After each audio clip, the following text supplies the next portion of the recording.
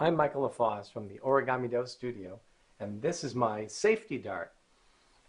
It's in the series of my fuselage lock darts, but it has a blunted nose, so it's not as dangerous as the pointed ones, but also it concentrates the weight in a smaller area, and so it can be thrown harder. This uses my wing faceting elevons in the back, and it's best folded from an 8.5 by 11 sheet of paper. If using origami paper cut to those proportions, begin with the white side up. Let's fold in half, long edge to long edge, and open. Flatten the crease out a little bit and rotate it vertically. We're going to fold the bottom right and left corners to meet at the center where the crease is. It's a standard paper airplane point.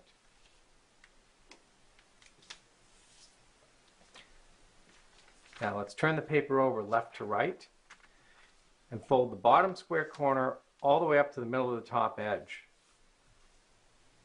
The triangle flaps are on the outside. Turn the paper over bottom edge to top so that the folded edge is at the top. We can now move the rectangular flap away and up. And we're going to fold along the level of where these obtuse corners are underneath. Let's rotate the paper now over to the other side.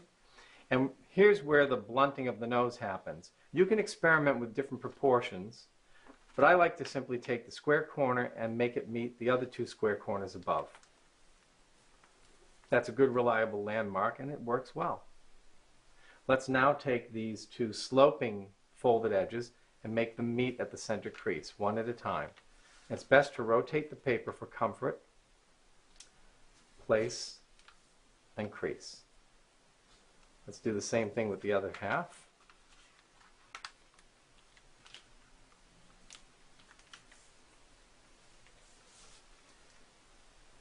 Here you'll find some pockets which can be opened like this, cone shape, and then produce a swivel squash technique to open out the wing. The limits are here, here, and then outward. Let's do the same thing on the other side. Open the pocket, swivel,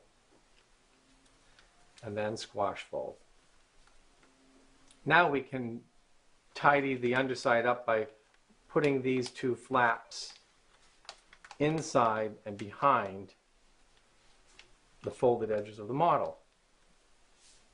Right to the limit, right there, right where the folded edge is, all the way out to the end of the wing. Same thing with the other half.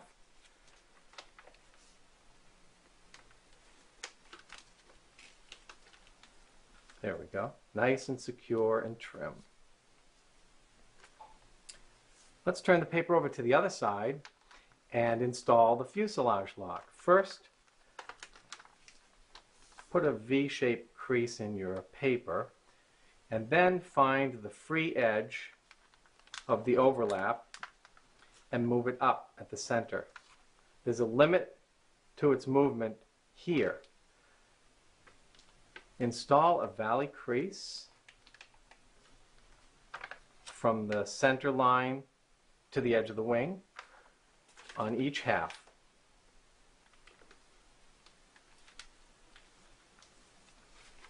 Like that. Now fold the paper in half wing to wing.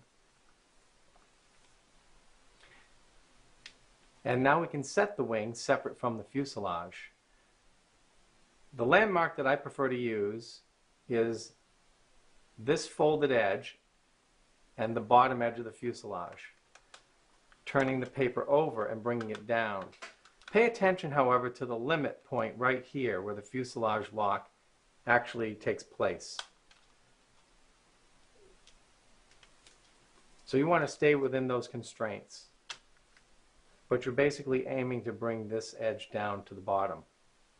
Let's turn the paper over and match wing to wing on the other side.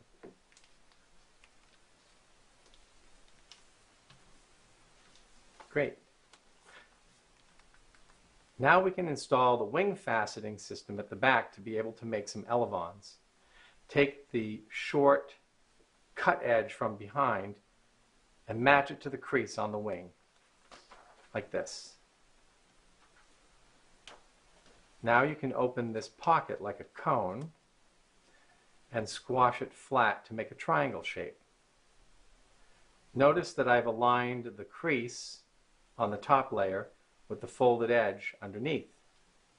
Now return the layers and you can see we have this raised faceting which acts like an elevon. Let's do the same thing on the other side. Back edge to crease. Open the cone and squash. Then return. Now we can set the wings straight out. Turn the paper up. Give it a very slight dihedral, just so the wings aren't drooping. And there we have it. These elevons are adjustable. And you can experiment with the edge of the wings. If you want to try flying the airplane just as it is, it works great. If you want a little bit more directional stability, you can, as a variation, one of many, simply add wing flaps. I like to take the cut edge to the crease and stand them perpendicular. So it's your choice which version you like. Safety darts.